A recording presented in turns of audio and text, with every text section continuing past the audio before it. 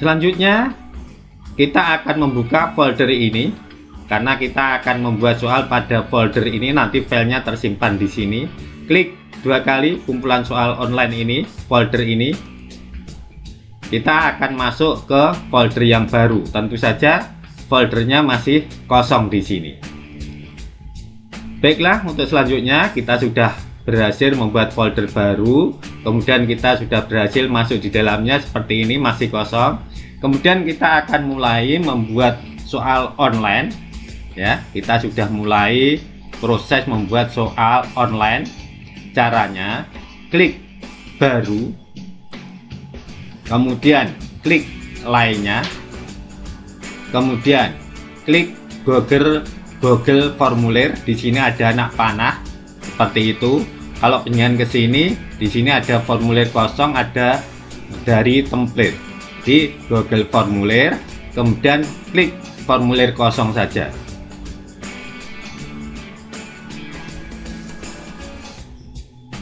Nah, seperti ini kita masuk ke Google Form, di mana kita akan memulai untuk merancang soal online.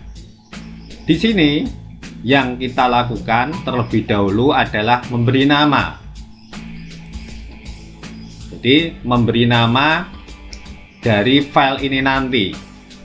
Formulir tanpa judul kita ketik saja sesuai dengan tujuan kita, yaitu untuk penilaian akhir tahun PAT 2020. Kemudian mata pelajarannya apa? Misalnya ini pelajarannya matematika 11, maksudnya kelas 11, seperti itu ya.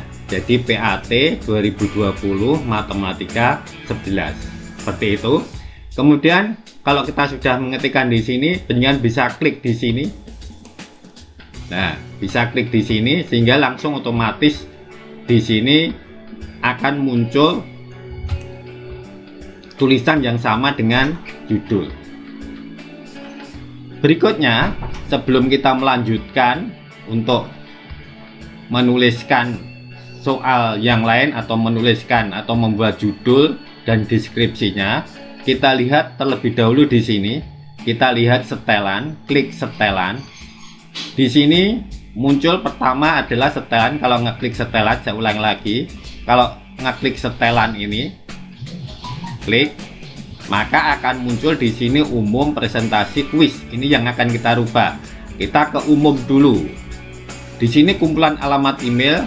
Kalau misalnya seperti ini, dihilangkan saja. Jadi kosong. Jadi dihilangkan saja. Misalnya seperti ini, kita hilangkan. Jadi kita tidak perlu mengumpulkan alamat email. Perlu masuk, batasi ke satu tanggapan. Kita klik di sini. Maksudnya di sini bahwa siswa hanya diberi satu kali untuk mengerjakan soal. Kemudian ini kita kosongi. Jadi pada umum ini yang diberi checklist hanya batasi ke satu tanggapan. Selanjutnya setelah ini di setting seperti ini, di setel seperti ini, klik presentasi. Di sini kosong, acak urutan pertanyaan. Ini monggo. Tetapi awas Bapak Ibu, bila penjenengan soalnya masih berturutan, maksudnya berturutan, misalnya soal nomor 3 itu masih ada hubungannya dengan nomor 4 dan nomor 5, maka tidak perlu kita centang, tidak perlu kita checklist. Biasanya soal-soal seperti ini biasanya ini bahasa Inggris, biasanya bahasa Inggris itu misalnya nomor soal 5, di situ ada teks. Kemudian teks itu digunakan juga untuk nomor yang lain, misalnya seperti itu. Tapi kalau soalnya soal lepas semua, maka ini penjenengan bisa ngeklik. Nah, sehingga urutan pertanyaan itu setiap anak tidak ada yang sama karena sudah diacak oleh komputer. Kalau sudah, ini saya centang ya, kecuali sekali lagi, kecuali jika soal penjenengan ada soal yang saling terkait, maka silahkan ini dikosongi. Itu Bapak Ibu ya. Oke. Sekarang pesan konfirmasi. Pesan konfirmasi misalnya, terima kasih Anda sudah mengerjakan soal dengan baik. Misalnya seperti itu. Monggo panjenengan untuk pesan konfirmasi ini panjenengan tuliskan apa? Ini hanya contoh. Itu untuk presentasi. Jadi umum tadi sudah umum, yang kita checklist adalah hanya ke perlu masuk atau batasi ke satu tanggapan.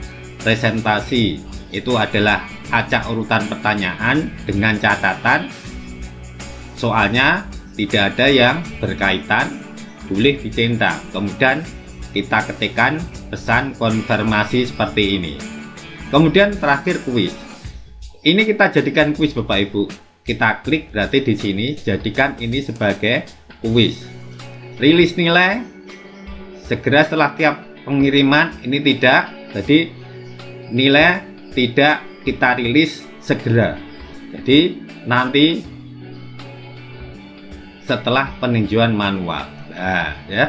Jadi siswa tidak bisa segera tahu nilainya. Jadi ini dikosongi saja.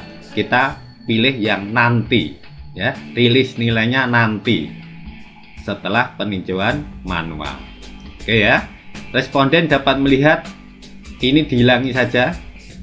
Jadi peserta didik atau peserta ulangan tidak bisa mengetahui, tidak bisa melihat pertanyaan yang terjawab, tak terjawab. Ini juga kita hilangkan.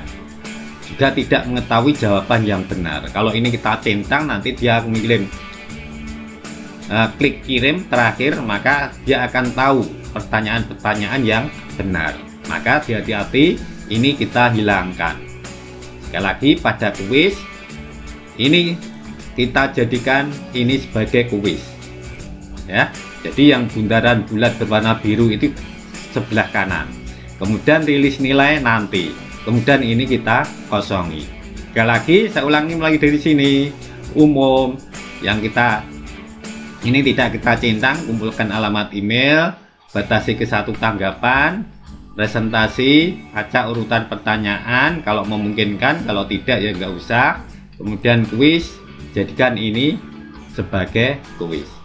Itu Bapak Ibu ya. Oke, kalau sudah semua kita simpan, klik simpan.